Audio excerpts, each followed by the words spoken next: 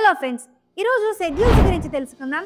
Short and సింపుల్గా క్లియర్గా చెప్తాను. ఈ వీడియోని ఎండ్ వరకు చూడండి, మీకు కంప్లీట్గా అర్థమవుతుంది.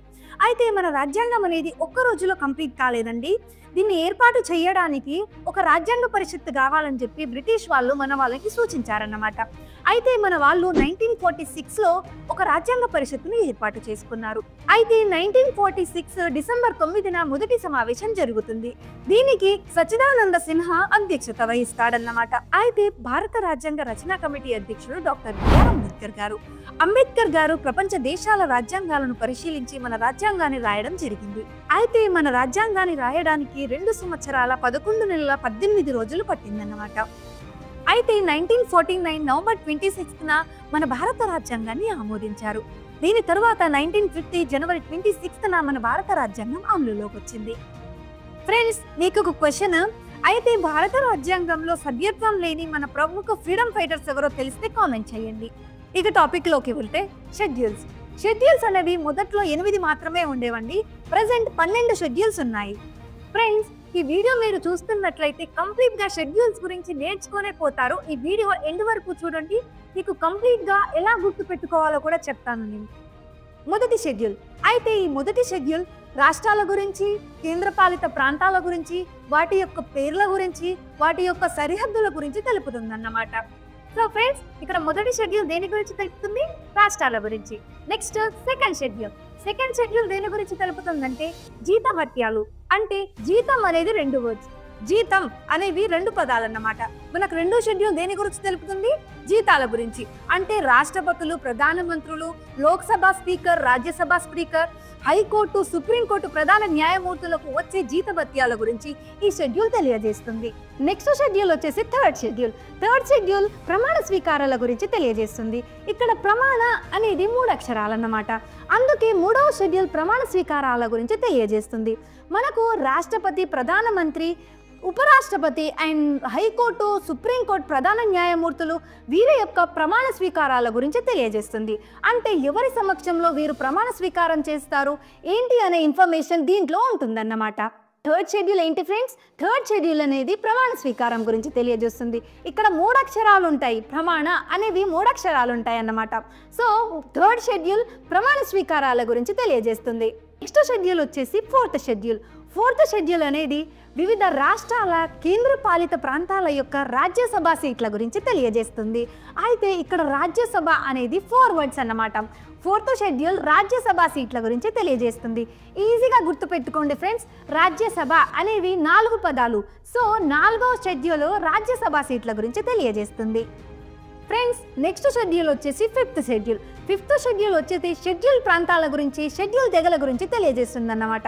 అంటే ఎస్సీ, ఎస్టీ, గిరిజన ప్రాంతాల గురించి తెలియజేస్తుంది. ఇక్కడ మనం ఎలా గుర్తుపెట్టుకోవాలంటే షెడ్యూల్ తెగ అనేవి 5 పదాలు. అంటే 5వ షెడ్యూల్ దేని గురించి తెలియజేస్తుంది?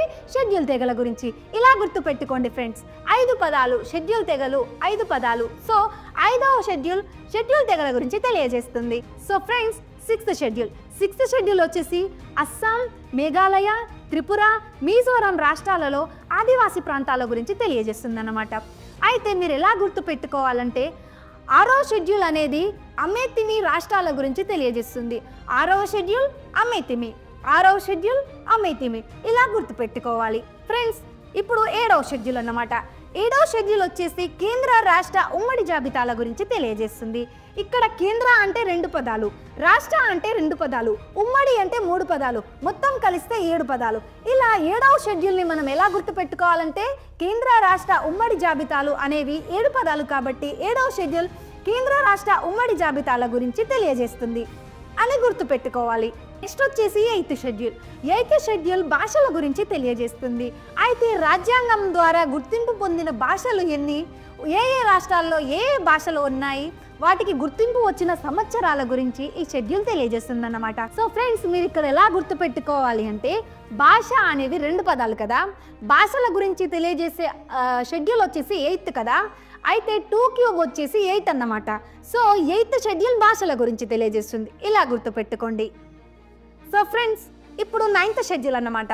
9th షెడ్యూల్ వచ్చేసి భూ సంస్కరణలు, ల్యాండ్ రిఫార్మ్స్ గురించి తెలియజేస్తుంది.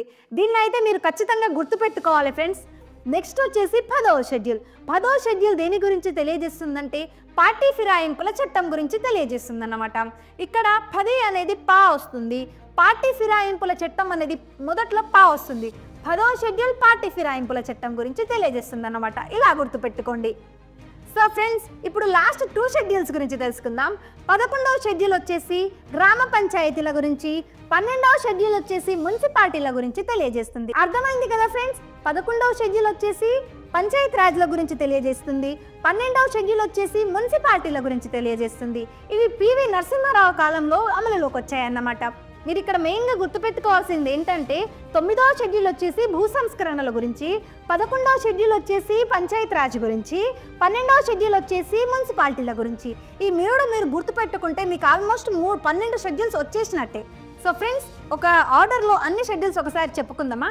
మొదటి షెడ్యూల్ వచ్చేసి రాష్ట్రాల గురించి తెలియజేస్తుంది, రెండవ షెడ్యూల్ వచ్చేసి జీతభత్యాల గురించి తెలియజేస్తుంది, అండ్ మూడో షెడ్యూల్ వచ్చేసి ప్రమాణ స్వీకారాల గురించి తెలియజేస్తుంది, నాలుగో షెడ్యూల్ వచ్చేసి రాజ్యసభ సీట్ల గురించి తెలియజేస్తుంది, ఐదో షెడ్యూల్ వచ్చేసి షెడ్యూల్ తెగల గురించి తెలియజేస్తుంది, ఆరవ షెడ్యూల్ వచ్చేసి అమేతిమి రాష్ట్రాలు అస్సాం, మేఘాలయ, త్రిపుర, మిజోరాం రాష్ట్రాల గురించి తెలియజేస్తుంది, ఏడవ షెడ్యూల్ వచ్చేసి కేంద్ర రాష్ట్ర ఉమ్మడి జాబితాల గురించి తెలియజేస్తుంది, ఎనిమిదవ షెడ్యూల్ వచ్చేసి భాషల గురించి తెలియజేస్తుంది, తొమ్మిదవ షెడ్యూల్ వచ్చేసి భూ సంస్కరణల గురించి తెలియజేస్తుంది, 10వ షెడ్యూల్ వచ్చేసి పార్టీ ఫిరాయింపుల చట్టం గురించి తెలియజేస్తుంది, 11వ షెడ్యూల్ వచ్చేసి పంచాయతీ రాజ్ గురించి తెలియజేస్తుంది, అండ్ 12వ షెడ్యూల్ వచ్చేసి మున్సిపాలిటీల గురించి తెలియజేస్తుంది. సో ఫ్రెండ్స్, అర్థమైంది కదా ఎలా గుర్తుపెట్టుకోవాలో? సో ఇది ఫ్రెండ్స్ షెడ్యూల్స్ గురించి. మీకు అర్థమైందనే అనుకుంటున్నాను. నోట్స్ రాసుకోవడం మాత్రం మర్చిపోకండి. వీడియో నచ్చితే లైక్ చేసి ఇలాంటి ఇన్ఫర్మేటివ్ వీడియోస్ కోసం మన ఛానల్ని సబ్స్క్రైబ్ చేసుకోండి.